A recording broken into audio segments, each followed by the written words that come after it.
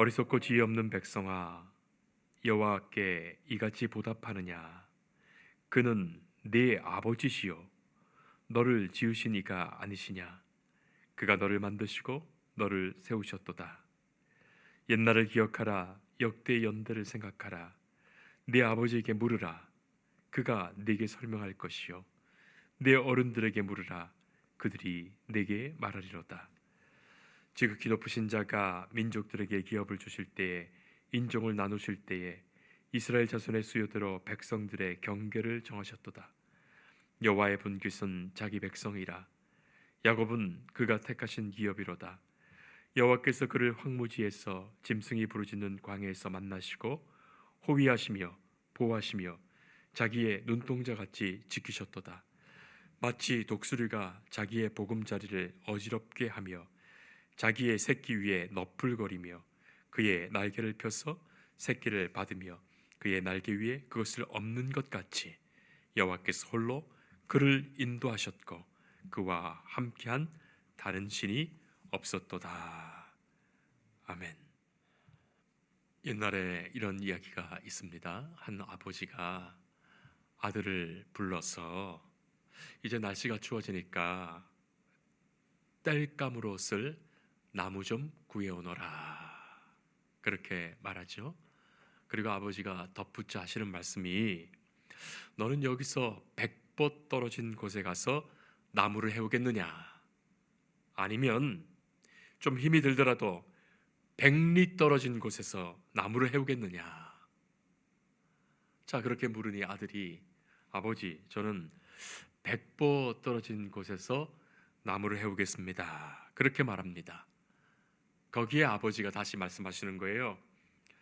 가까운 곳의 나무는 언제라도 해올 수 있겠지만 먼 곳에 있는 나무는 가져오기 어려우니 그것 먼저 가져와서 떼고 먼 곳 갈 형편이 안 될 때 가까운 곳에 있는 나무를 가져다 떼는 것이 옳으니라, 그렇게 말해줍니다. 이 이야기는 고대 성어인 교자체신, 가르칠 교, 아들자, 켈체, 나무신, 교자체신의 내용인데, 당나라의 임신사라는 분의 속맹자편에 나오는 그런 이야기입니다. 간단한 이야기지만 이 이야기는 긴 안목을 보고 생각하여 행하라 하는 것을 가르치는 말이에요.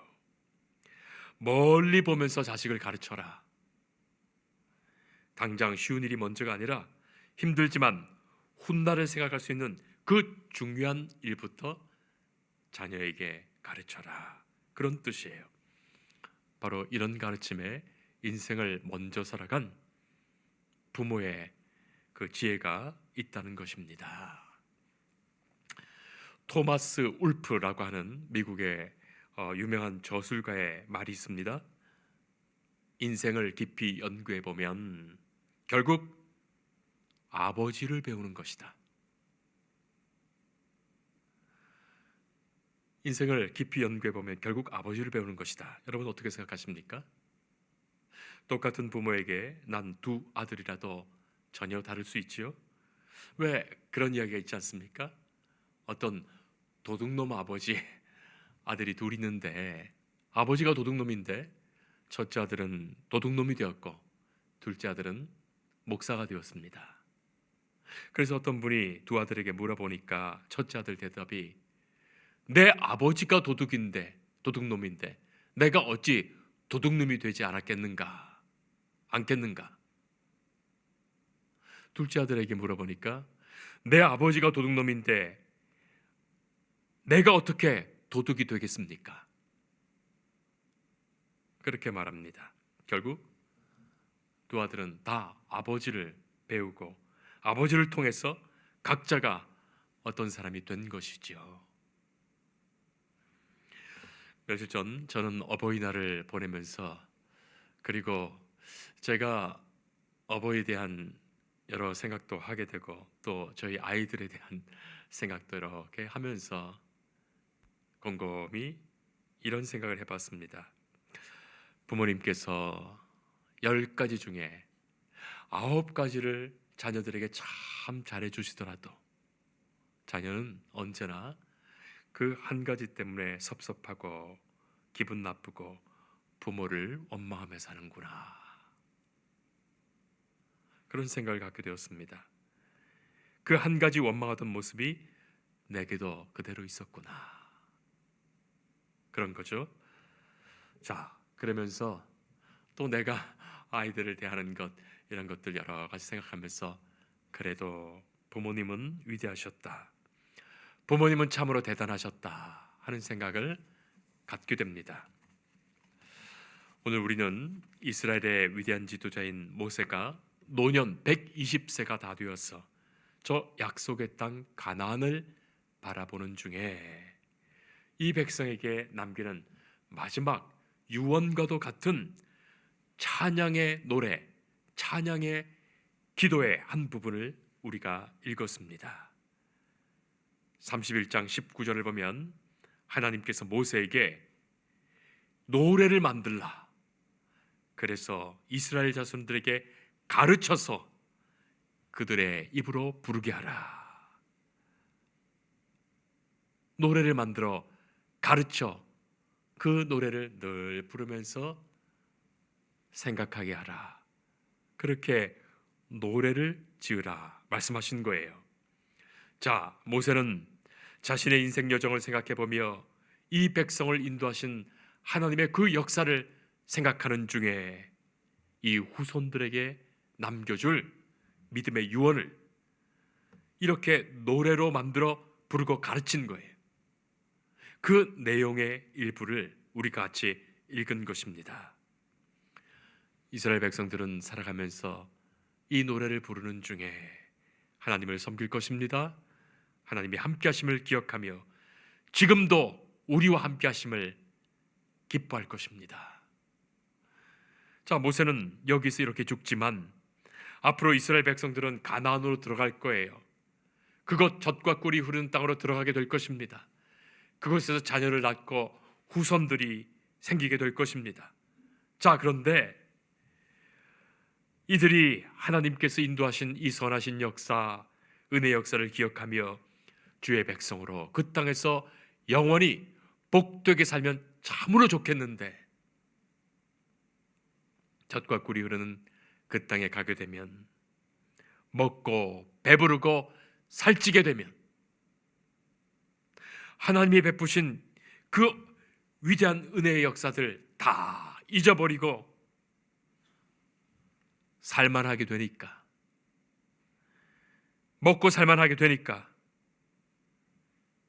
하나님을 잊어버리고 하나님을 떠나고 하나님을 멸시하고 그 땅에 음란하고 악한 신들을 섬기며 그 문화 속에 살게 될 것을 염려하는 중에 이렇게 미리도 모세는 이 말씀을 주시는 거예요. 성도 여러분, 그것이 역사적 현실 아니었습니까? 6절 말씀에 어리석고 지혜가 없는 백성아, 여호와께 이같이 보답하느냐? 그는 내 아버지시요 너를 지으신 이가 아니시냐? 그가 너를 만드시고 너를 세우셨도다. 옛날을 기억하라, 역대 연대를 생각하라. 하나님께서 여기 이 자리까지 어떻게 인도하셨고 어떻게 지키셨는지 기억해야 됩니다. 옛날을 기억하라, 역대 연대를 생각하라. 성도 여러분, 은혜 많이 받았다 하더라도 그 은혜 기억하지 못하면 믿음에 실패하고 마는 거예요. 홍해를 건넜던 백성들이 홍해 건넜던 그 은혜와 그 사건을 새까맣게 잊어버려요. 그렇기 때문에 당장 며칠이 지나서 불만, 불평, 원망하는 거예요. 그것 기억했다면 어떻게 하나님 앞에 불평할 수 있었겠습니까? 은혜 받는 것도 귀하고 복된 일이지만 받은 은혜 잊지 않고 기억하는 것이야말로 너무나도 귀중한 일이에요. 우리에게 주신 은혜, 우리는 언제나 기억해야 되겠습니다. 자, 그런데 그 기억에 관해서 말이죠. 사람들은 좋은 것 9가지는 잊어버리고 한 가지 나쁜 것을 기억하면서 평생 불평불만하며 살아가기가 쉬운 거예요. 생각과 기억을 연구하는 학자들도 그런 말을 합니다. 부정적인 것, 나쁜 것이 훨씬 더 오래오래고 기억된다. 그것이에요. 인간의 기억 구조가 그렇다는 거예요. 몇 끼 제대로 못 먹었던 것 기억하면서 내가 거기 살면서 얼마나 배고프고 얼마나 고생했는지 아느냐, 그렇게 말하는 것 아니겠어요? 여러분 1년 생각해 보세요. 1년이 365일이면 1000끼를 먹었어요. 10년이면 10,000끼를 먹었던 거예요. 그런데 몇 번 굶었고 몇 번 힘들었으면 그것만 기억나서 눈물 젖은 빵으로 그 세월을 다 보낸 듯 생각하는 것이 인간인 거예요. 하나님께서 40년의 그 세월을 이스라엘 백성들을 지켜주시고 먹여주시고 인도하셨던 거예요. 단지 몇 건의 사건 속에서 그것으로 불평하고 불만하는 겁니다.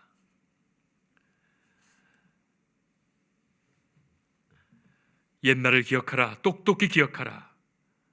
10절 말씀 보면 황무지에서 짐승의 부르짖는 광에서 만나시고 호위하시며 보호하시고 자기 눈동자같이 지키셨도다. 이스라엘 백성들이 40년 이 광야를 보낸 것은 그야말로 역사의 유례가 없는 기적입니다.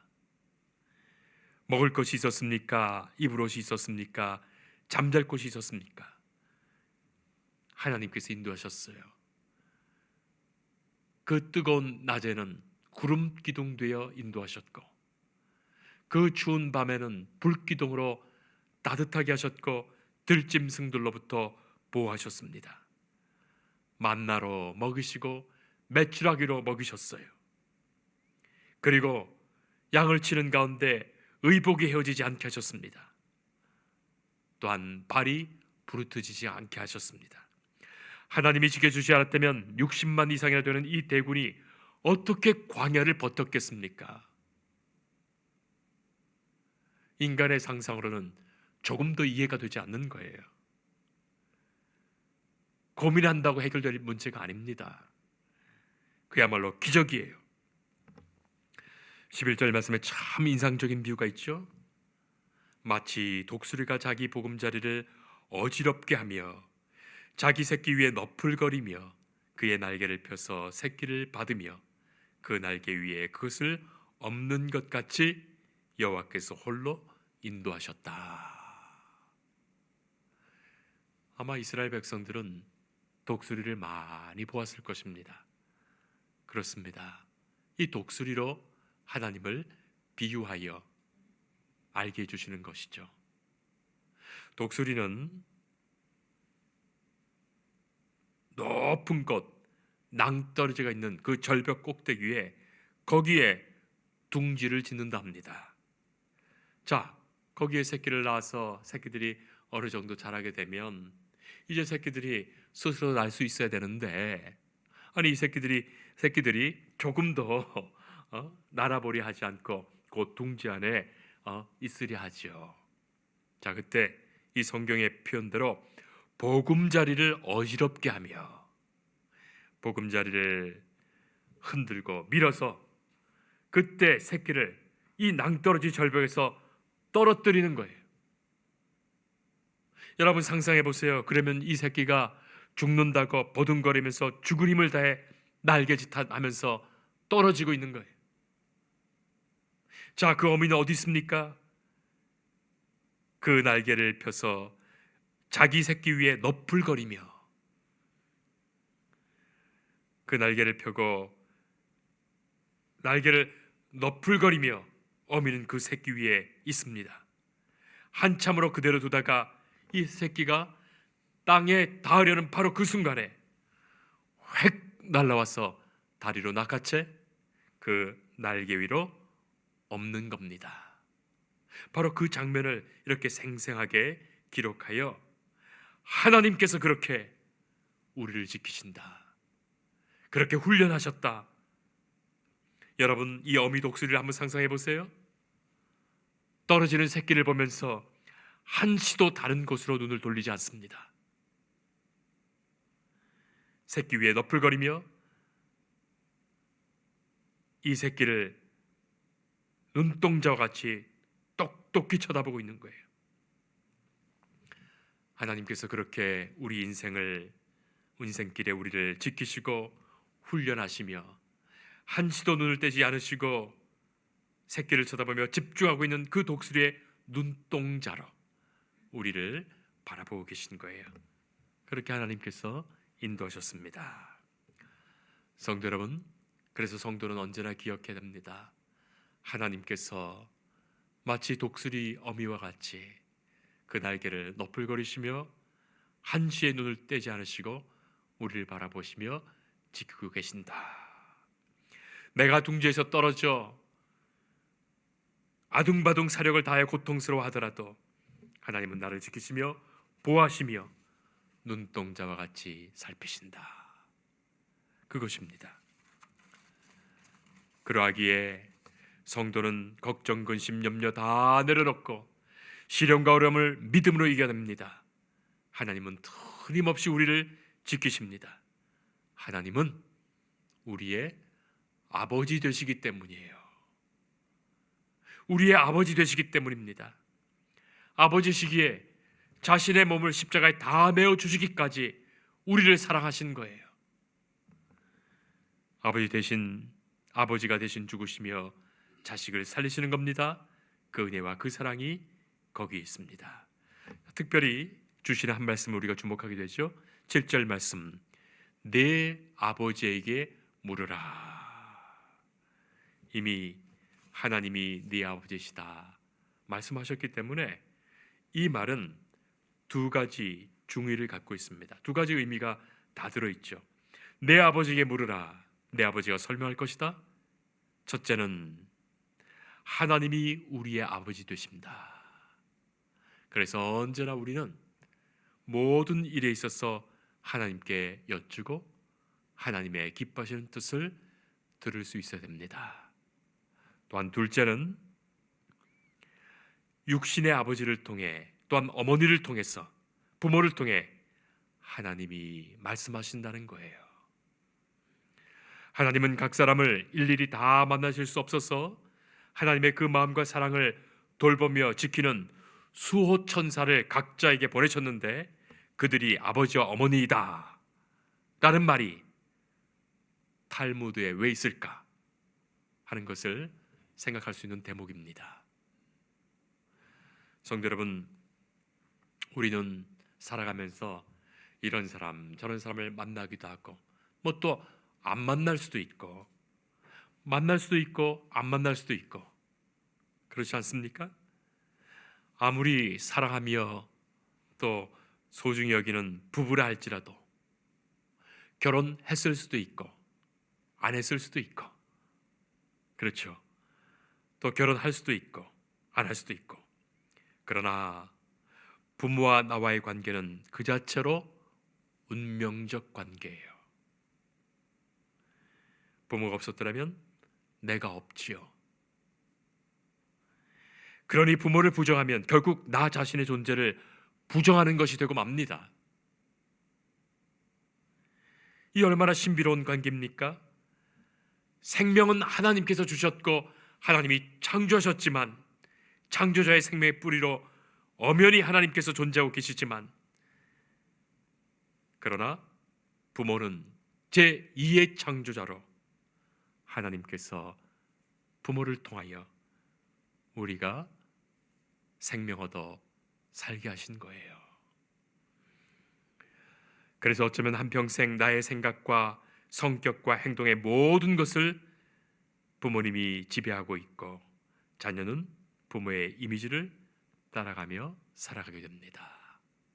부모님의 성품과 생각과 그 모든 것, 모습과 그런 것들이 다 내게 남아 그렇게 그 이미지를 따라가며 그 이미지로 생을 살아가는 것이죠.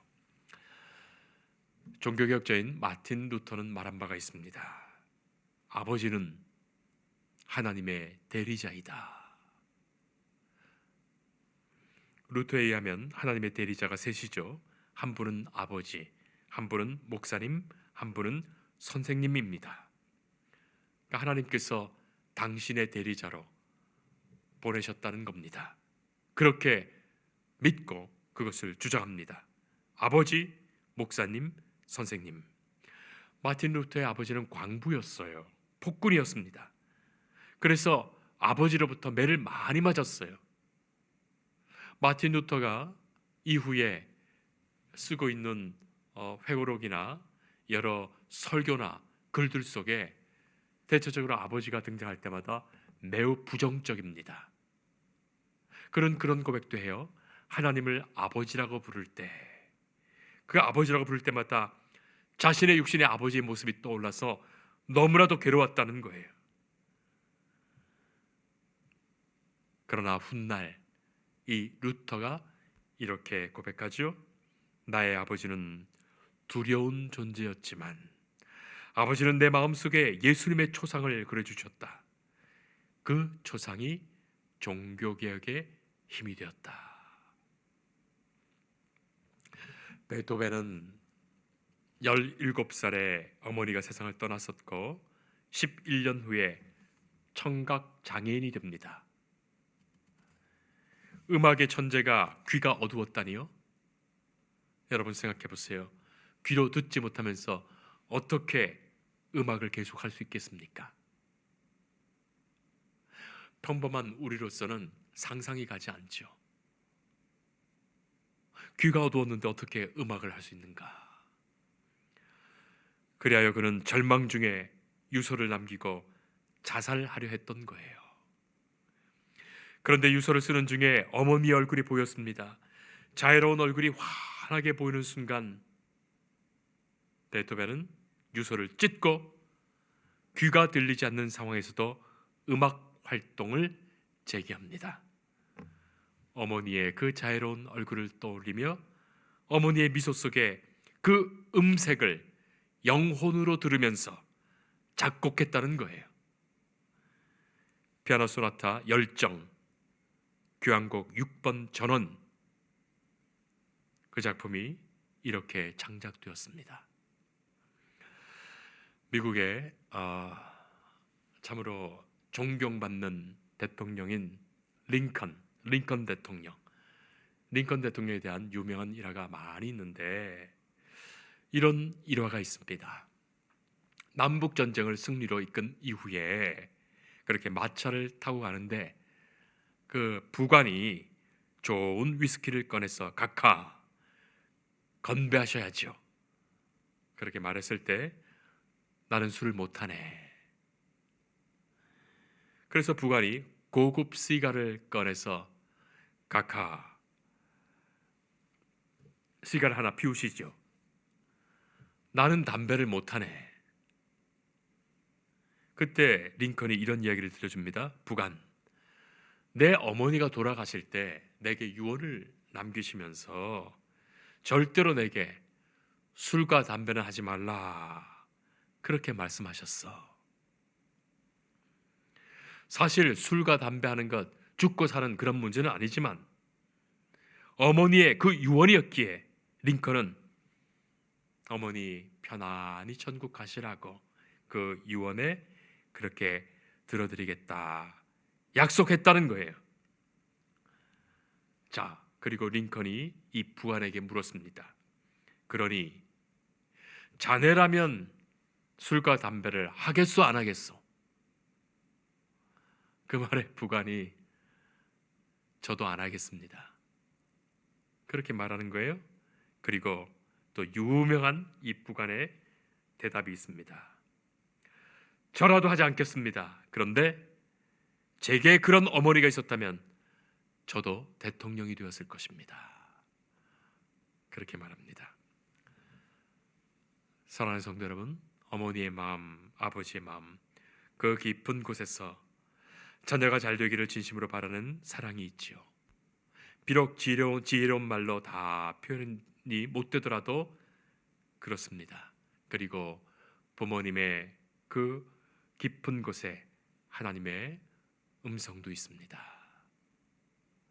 부모님이 살아계시다면 부모님께 하나님의 주신 말씀대로 효를 다 할 것이요, 부모님 돌아가시고 안 계시다면 이 땅의 어르신들, 고독히 홀로 계신 분들, 부모님을 대하는 마음으로, 사랑의 마음으로 우리가 섬기며 살아가고, 또한 우리의 진정한 아버지 되신 하나님의 기뻐하시는 자녀로 하나님께 효를 다하며 살 것입니다. 기도하겠습니다. 거룩하시고 자비로우신 하나님, 평생 불효하며 살아가는 저희들입니다. 하나님의 마음에도 부모님의 마음에도 언제나 죄송할 뿐입니다. 그 크신 사랑과 은혜를 기억하며 생각하며 생명 주신 은혜와 베푸신 사랑을 보답하는 그 마음으로 살아가게 하옵소서. 또한 우리가 그런 부모로 자녀들에게 기억되게 하시고, 하나님의 선하시고 자비로우신 얼굴을, 공의롭고 거룩하신 얼굴을 자녀들의 마음속에 그려주는 부모로 살게 하옵소서. 예수님 이름으로 기도합니다. 아멘.